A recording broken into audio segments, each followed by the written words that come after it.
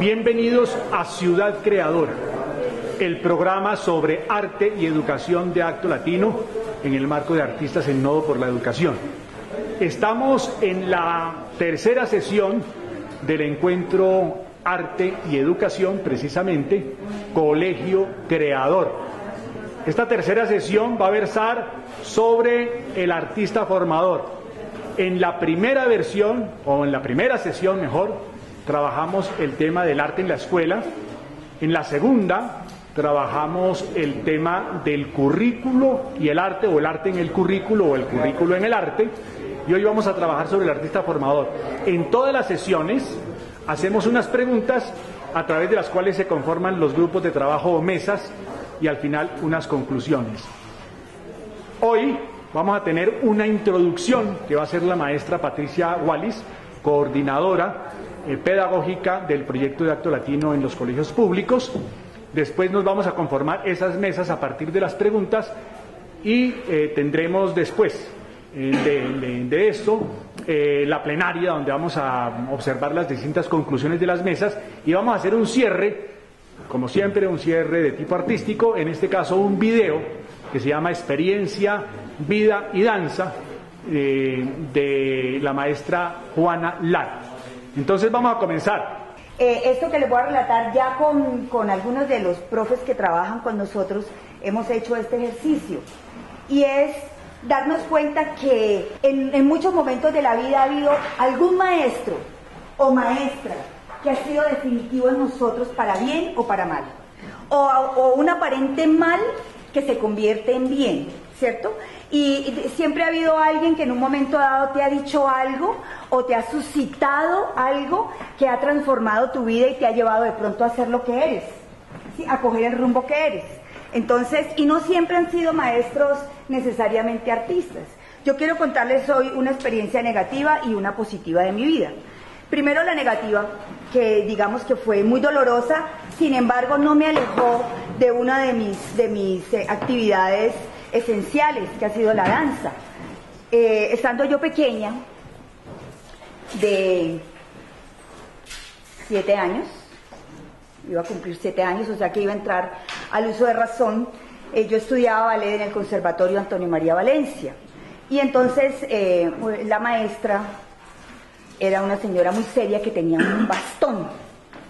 Ella se ponía sus mallas y sus truzas y con un bastón iba marcando 1, 2, 3, 4, 5, 6, 7, 8, 1, 2, 3, Patricia, 1, 2, 3, Patricia, 1, 2, Patricia, ¿sí? Y yo, chiquita y frágil, había llegado al ballet ni siquiera porque supiera bien qué era, sino que mis padres, deseosos de que experimentara como otras cosas, me habían metido en el conservatorio a piano.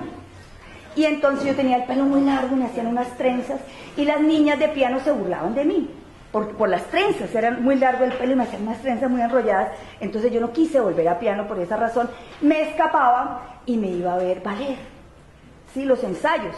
Entonces me empezó eso a apasionar y a gustar mucho, me encantaba, y entonces le confesé a mis padres que yo no estaba yendo a piano, que quería entrar a ballet, y me entraron.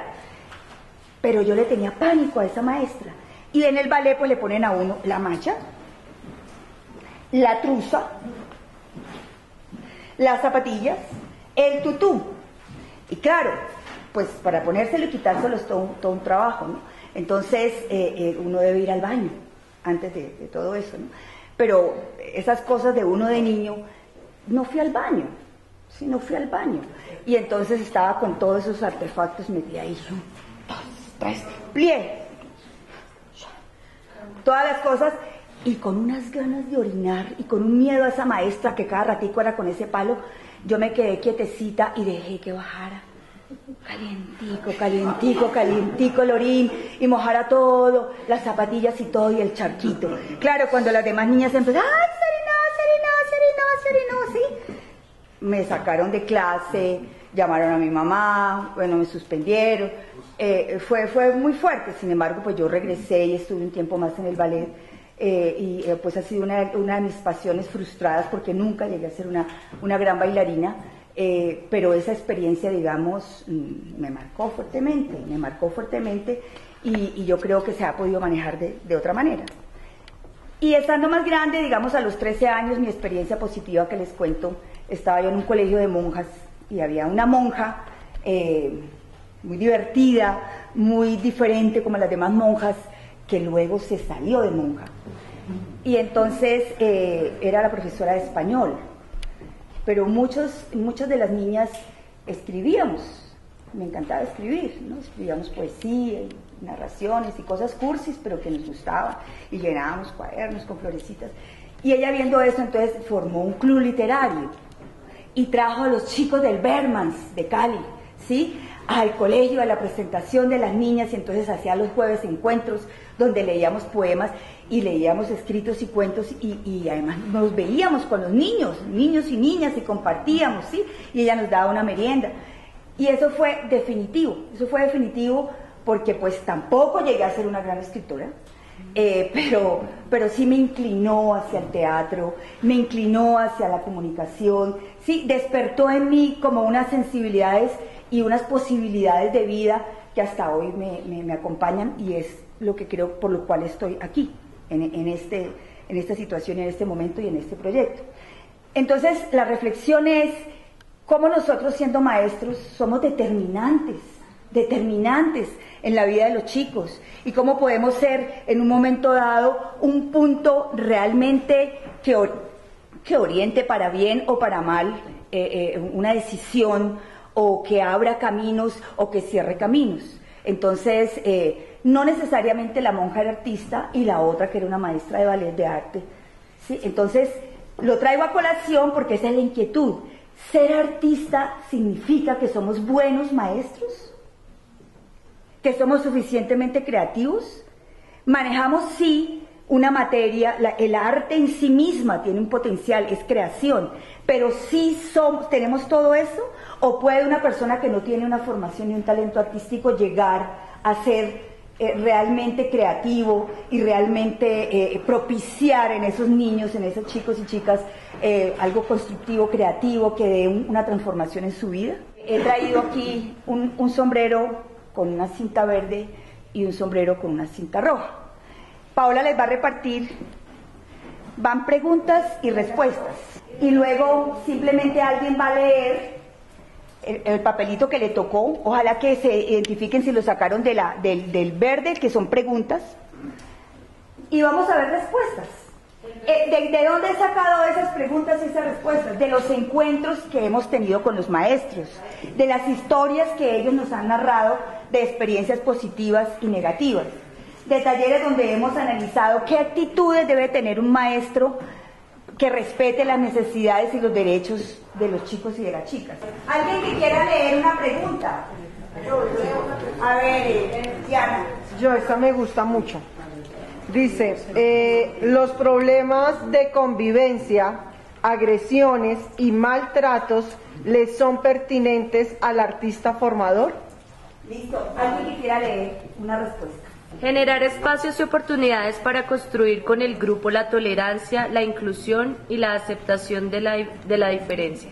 Propiciar relaciones horizontales que permitan la expresión de sentimientos. No ser impositivo, sino flexible frente al movimiento de la energía y la comunicación. No están hechas las respuestas para contestar esa pregunta específica, pero se contesta porque son muchas de las actitudes que sí se deben tener.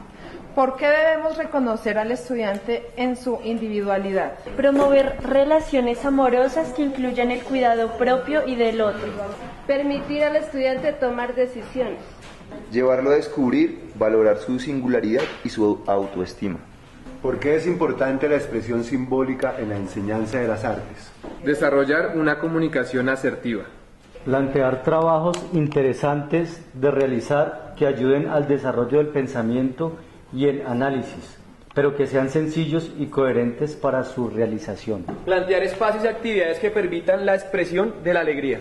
¿Qué debe leer el maestro en un grupo de estudiantes? Tener confianza en sí mismos y en las capacidades del grupo. Generar espacios para la reflexión y la práctica de actitudes y respuestas respecto al grupo. Generar confianza, calidez, estímulo y comprensión. Entonces, de todas maneras, todas esas preguntas y respuestas, pues también son unos insumos para ahora lo que ustedes tienen que trabajar ahí en las mesas. Y les dejo la inquietud para que cada uno de ustedes recuerde una situación positiva y negativa que tuvieron como estudiantes, que determinó una transformación en sus vidas, y también que recuerden una actitud positiva y negativa de ustedes como maestros, para ver cómo eso pudo haber determinado asuntos en sus estudiantes. Gracias, Patricia. Entonces, en cada mesa van a ensayar una aproximación a responder la pregunta de la mesa.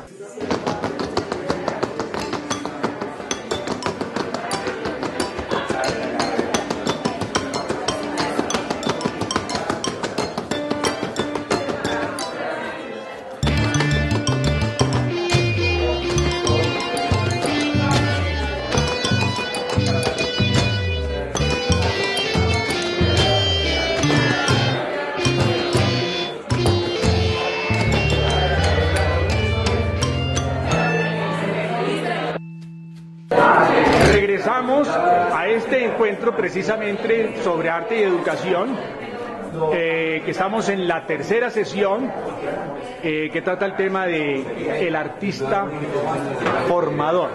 No es de ahora el artista formador, sino ha aparecido desde hace mucho tiempo, desde que casi está el arte en sí mismo.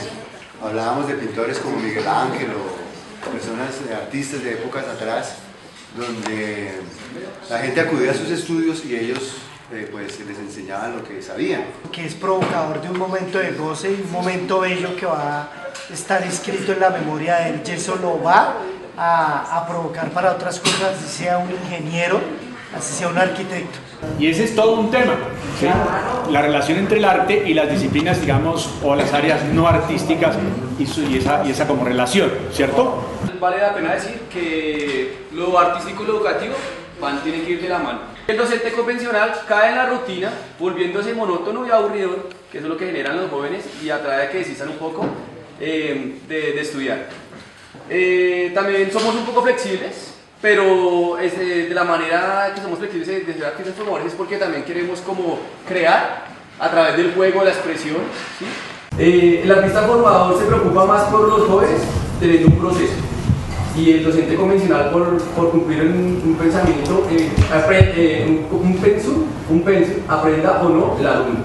Porque no todos los docentes formadores son buenos docentes formadores. Hay muchas personas que van, pues lo voy a decir así, van por el dinero, no van realmente a preocuparse por el niño. Y también hay los docentes convencionales que miran más allá, llegan más como seres humanos que como profesores, entonces no hay que generalizar tampoco. Muy bien, entonces nos intentan responder cuál es la diferencia entre un artista formador solitario y uno participante del proyecto de una organización artística y cultural. Primero evaluamos el formador solitario, hasta donde, por más que puede ser que nos encontremos con un formador que sea una persona muy inteligente, que busque espacios de creación, digamos, vamos a hablar de un parámetro de un artista, de un formador que tiene una idea de la mente del niño y que está explorando. Digamos, no nos vamos a ir al extremo de alguien que no hace eso, sino que vamos a tomar un artista formador solitario que es creativo y que ha innovado y que a lo mejor tiene acceso a 3 áreas del área artística porque lo ha hecho, porque dentro de su formación tiene la música, tiene el teatro como formación, para no ponernos en el otro extremo del... Entonces, en ese caso, el artista formador solitario, lo que le quedaría difícil sería tener diversas ideas de innovación que se pueden compartir cuando tú haces parte de un colectivo. Número 1. Número 2. Ese artista formador puede, digamos, como con su formación empírica, llegar hasta ciertos procesos, pero no puede como extraer de cada una de las disciplinas, porque cuando tú haces parte de un colectivo te encuentras artistas que son expertos en el área de teatro, otros que son expertos en el área de literatura, otros que están en las plásticas, y cada uno de esos artistas dentro de un colectivo construye y aporta desde su experiencia y desde su proceso, y eso hace que el artista que hace parte de un colectivo sea una persona muy abierta a la escucha, muy abierta a decir, oye, es que interesante cómo manejaste esa dificultad, ¿no? A mí no me ha pasado, pero me parece interesante. Entonces, digamos que eso crea un contraste. El artista solitario le queda muy difícil, porque ¿cómo hace? Entonces, digamos que el ideal del colectivo es que genera la posibilidad de tener permanentemente innovación en los procesos. Pues bueno, en cuanto a el artista formador solitario y el parte de un colectivo, pues los que le compartiera que la gran diferencia es el poder llegar a ser un artista integral, ¿no? Que uno lo aprende es el compartiendo herramientas con otros compañeros de otras áreas, que cuando uno está solo está inmerso en, no es que uno no sea creativo, es que el estar solo no le permite, como digamos, avanzar a tener más herramientas, más experiencias de otros. Entonces eso hace que sea uno solo y el grupo también sea solo. Entonces, cuando hace parte de un colectivo, uno se siente parte de algo y los muchachos lo mismo. O sea que los proyectos desde las organizaciones artísticas y culturales, suponemos, además si tienen esta flexibilidad de que tú hablabas, la posibilidad del intercambio de herramientas y el intercambio de saberes entre los maestros, las posibilidades de ejercicios, digamos, de complementación o de completación entre los maestros, y las posibilidades de proyectos conjuntos y de proyectos integrales que solo pues un trabajo colectivo puede desarrollar. ¿En qué se basa la pedagogía del artista formador? Que buscamos nuevas formas, o buscan nuevas formas de entender, de ver el mundo, de comprenderlo sobre la base de la experiencia. Que el hecho de la práctica artística nos confiere un poco una posibilidad de desarrollo de mecanismos de formación de aprendizaje por la misma práctica. Es decir, que es el ejercicio de la práctica, no es un asunto meramente teórico. Una clase de teatro, supongamos, no será solamente enseñar las escuelas de teatro, sino desarrollar una práctica viva. El artista formador no reproduce, produce, crea. O sea, el artista formador, digamos, de tener un poco ideal, indaga el para qué, indaga el por qué, y un poco lo que dice el compañero, debe tener o debe construir una visión política de para qué está haciendo su trabajo, qué función, qué rol tiene su trabajo en el espacio en el cual está. Comprende o busca comprender al otro, en este caso a los niños, a las niñas, a los jóvenes que tiene frente. Por lo tanto, desarrolla una práctica de diálogo, no de monólogo. De la metodología o de la pedagogía que se dé desde el artista formador, pues se va mucho desde la pedagogía activa, se podría decir. Desde la práctica, el conocimiento que se trae desde la práctica. ¿Sí? No primero como la parte teórica y después sí podemos hacer, sino desde vamos haciendo, vamos desde la práctica, vamos construyendo un conocimiento sensible. Y lo otro es que como la experiencia como decía el compañero allá en la otra mesa, de presentarse, ¿sí? De mostrarse, de compartir como lo que él hace en su práctica, ¿sí? También le ha llevado a poder darle también muchas y entender el proceso de aprendizaje del estudiante. ¿Qué es eso de la pedagogía del amor? Y una idea muy interesante que surgió acá es que el amor es una variable más dentro del proceso pedagógico. Es algo más que está afectando ese proceso pedagógico. Si lo tomamos como una variable, va a incidir precisamente dentro del desarrollo de los estudiantes y dentro del proceso de aprendizaje. Y el otro fue los imaginarios del pedagogo y del artista formador, que esos dos imaginarios, al ser imaginarios, los creemos como algo estable y rígido, y no los podemos considerar así. Precisamente porque un artista puede ser lo más cuadriculado que hay, ¿sí? En lo cual solamente cree que hay una única forma de aprendizaje, o hay una sola música válida, o un solo tipo de arte. O puede haber también un profesor de colegio que es bastante lúdico, que es perceptivo, que es sensible y que llega a entender a su estudiante y aprender de él. La pregunta que nos hacemos mucho y la hipótesis que manejamos es: ¿se puede derivar una pedagogía de la naturaleza del arte y de la naturaleza de la práctica artística en sí misma? ¿Cuál es la relación que hace el artista formador entre formación artística y creación artística? La formación artística es una herramienta para llegar a un proceso de creación. Digamos que entonces es la manera como el artista formador utiliza, o sea, no se convierte la formación artística en un fin, sino es un medio para llegar a un proceso, a desarrollar un proceso de creación. Entendiendo también que debe haber una diferencia entre el artista y ser formador de artes, ¿sí? Porque muchas veces el artista tiende a tener como ese impulso de imponer su disciplina hacia el desarrollo de esa arte, pero entonces queda trunco el desarrollo artístico del niño. Incluso las condiciones en las que se da el proyecto no permite a veces que haya un proceso de creación real con los niños.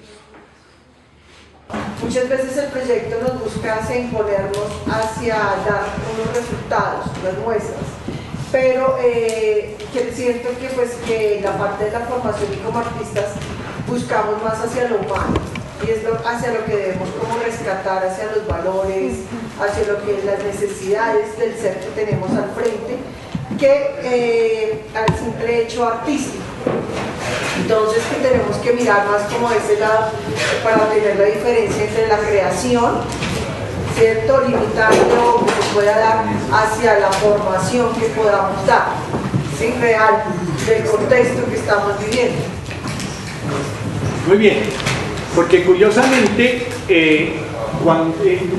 nos fascina, digamos, estas ambigüedades o estas paradojas que un poco también Rodrigo nos volvía a desatar, y ya lo hemos visto en otras mesas, de hasta dónde, digamos, el artista formador, ¿sí?, derivado él mismo de la práctica artística, de la naturaleza del arte, no puede llegar necesariamente a desarrollar posiblemente una cierta sensibilidad que de pronto lo logra el docente, ¿sí?, convencional, porque ha desatado en él misteriosamente algún tipo de sensibilidad que lo aproxima paradójicamente, sin más, ¿sí?, que al artista formador, en la relación esta que se está buscando, digamos, creativa con los chicos, y en este caso también afectiva, ¿no es cierto? Ahora, en este caso hay otra paradoja interesante. Cuando decimos la relación entre arte, entre lo creativo, o la creación artística y la formación artística, algunos dicen estamos formando, ¿sí?, o sea, buscamos una formación artística, unas técnicas artísticas, unos medios artísticos para permitir construir un soporte para crear. O yo me limito a eso y después ellos verán si eso lo aplican para crear o no.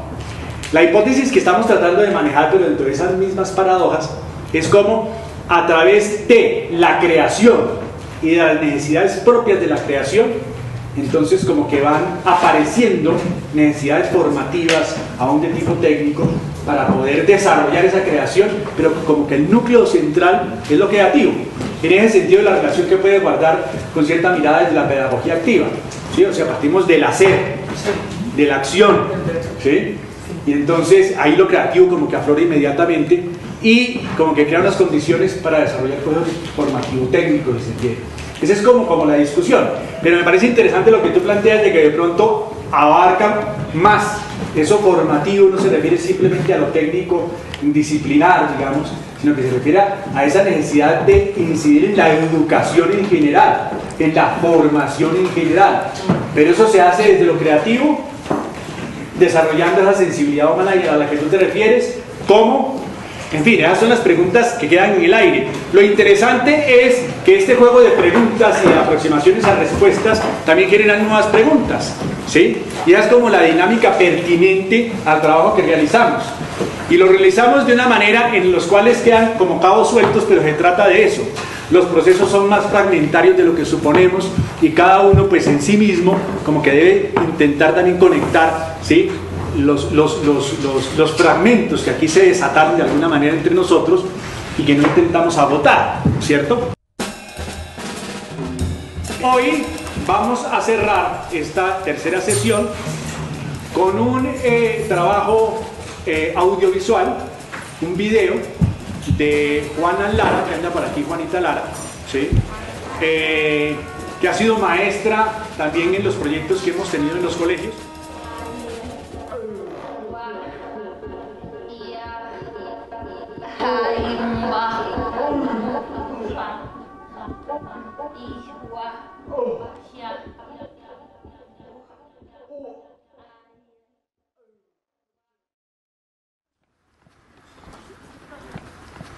Soy una persona que ahorita está cambiando de piel. Soy una mamá. Eso es una marca así enterita. Soy estudiante permanente de muchas cosas, entre ellas la danza y pues el movimiento en general. Soy tío. Soy pareja. Soy ese algo que siempre no es, como ese algo poroso.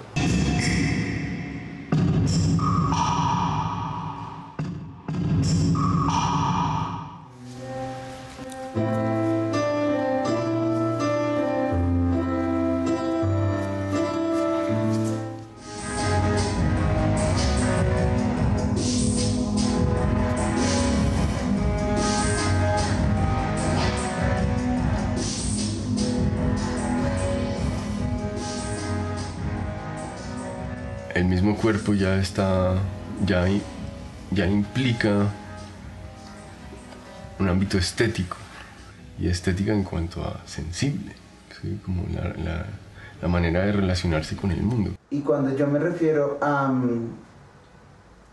la parte política de la práctica que ejerzo, del discurso que manejo, a lo que voy es a la manera que planteo de relacionarme con los demás. Es una práctica, ¿no? Es un conocimiento que solamente se construye en la práctica.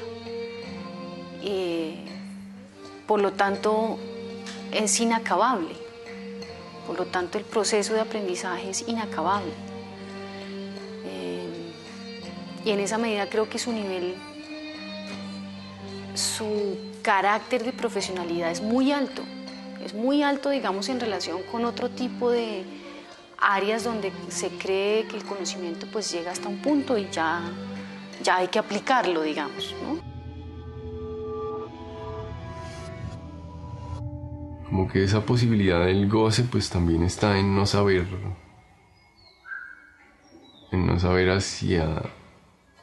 hacia dónde va. Estoy convencido que soy un cuerpo y un individuo, una subjetividad en construcción constante. Eso hace que crea en el espacio de la duda como un espacio posible, no como un espacio negativo ni malo. Yo no sé, yo a veces he pensado, uy, el día que no me pueda mover, bueno, me seguiré moviendo de otra manera.